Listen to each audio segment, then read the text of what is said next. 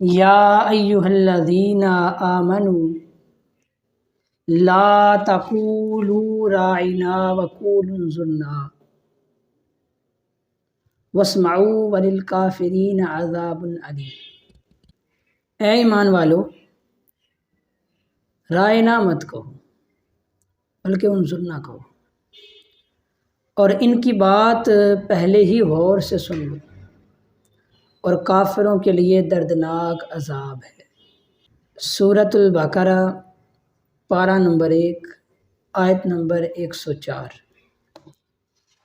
اس آیت کریمہ کا شان نزول یہ ہے، جب حضور صلی اللہ تعالی علیہ وآلہ وصحبہ وسلم اپنے صحابہ کو واعظ و نصیحت فرماتے تھے، اور ان میں سے کسی صحابی کو کوئی بات حضور سے پوچھنے کی ضرورت ہوتی تھی تو ان الفاظ سے حضور صلی اللہ تعالی علیہ وآلہ وسلم سے درخواست کرتے تھے، رائنا، یا رسول اللہ ہماری رعایت فرمائیں، اور اس بات کی وضاحت فرما دیجیے۔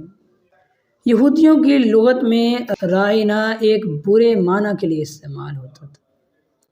انہوں نے یہ لفظ بری نیت سے بولنا شروع کر دیا۔ اس پر یہ آیت کریمہ نازل ہوئی، یا ایھا الذین آمنوا لا تقولوا رائنا وقولوا انظرنا، اے ایمان والو رائنا نہ کہو، انظرنا کہو۔ اب یہاں یہ بات قابل غور ہے کہ رائنا کے عربی میں کوئی غلط معنی نہیں، اور نہ صحابہ کرام اسے برے معنی کے لیے استعمال کرتے تھے، اور نہ ان کی اس لفظ سے کسی غلط معنی کی نیت ہوتی تھی۔ پھر بھی قرآن مجید نے صحابہ کو ایسے الفاظ استعمال کرنے سے منع کر دیا جس سے کوئی دوسرا کسی دوسری لغت میں اور دوسری زبان کے اندر کوئی غلط معنی نکال سکتا ہو۔ اس سے ثابت ہوا حضور صلی اللہ تعالی علیہ وآلہ وسلم کے لیے جہاں صراحتاً بے ادبی کے الفاظ استعمال کرنا منع ہے، وہاں ان کے لیے ایسے الفاظ استعمال کرنا کہ جن میں دور کا بھی کوئی بے ادبی کا پہلو ہو، اس سے بھی منع کیا گیا ہے۔ اگر ایسے کسی لفظ کے اندر کوئی ایسا پہلو ہے جو گستاخانہ ہے، جو بے ادبی والا ہے، تو خالق کائنات نے فرمایا لا تقولوا رائنا، ایسا لفظ جس کے اندر کوئی بے ادبی کا پہلو موجود ہو، ایسے لفظ کے بولنے سے منع کر دیا گیا۔ صراحتاً حضور کے لیے گستاخانہ عبارتیں لکھنے والے اور بعد میں تعویلیں کرتے ہیں اور کہتے ہیں ہمارا مقصد یہ نہ تھا، بعد میں کہتے ہیں ہماری نیت گستاخانہ نہ تھی۔ میں کہنا چاہوں گا نہ صحابہ کرام رضوان اللہ علیہم اجمعین کی نیت گستاخانہ تھی اور نہ ہی اس لفظ کا معنی غلط تھا، لیکن کیونکہ اس میں رسول اللہ صلی اللہ تعالی علیہ وآلہ وسلم کی گستاخی کا ایک پہلو ملتا تھا کہ یہودی لوگ اسے غلط معنی میں استعمال کرتے تھے، خالق کائنات نے فرمایا لا تقولوا رائنا، وہ لفظ جو میرے مصطفیٰ کریم علیہ الصلوۃ والسلام کی شان کے لائق نہیں ہے، آج کے بعد تمہاری زبان سے وہ لفظ نہ نکلے۔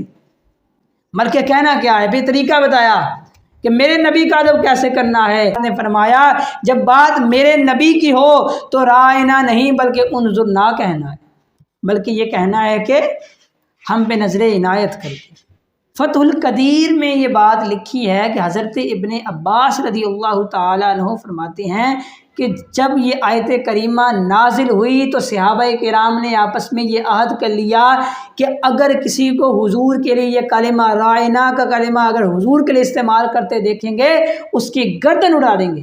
بہرحال اس آیت کریمہ سے یہ ثابت ہوا کہ کوئی شخص حضور کی شان میں بے ادبی اور گستاخی کے الفاظ استعمال کرتا ہے، خواہ اس کی نیت جو بھی ہو۔ بعض لوگ کہتے ہیں کہ جی یا رسول اللہ انظر حالنا، یا حبیب اللہ اسمع قالنا۔ یہ اشعار نہ پڑھو، ان اشعار کو پڑھنے سے تم مشرک ہو جاؤ گے۔ ان کا معنی کیا ہے؟ معنی ہے کہ یا رسول اللہ ہمارے حال پر نگاہ کرم فرمائیے، اور یا حبیب اللہ ہماری فریاد کو سن لیجیے۔ جبکہ اس آیہ کریمہ کی روشنی میں دیکھا جائے تو اللہ خالق کائنات تو یہ فرما رہے ہیں کہ میرے نبی کی بارگاہ میں لفظ انظر نہ استعمال کرو۔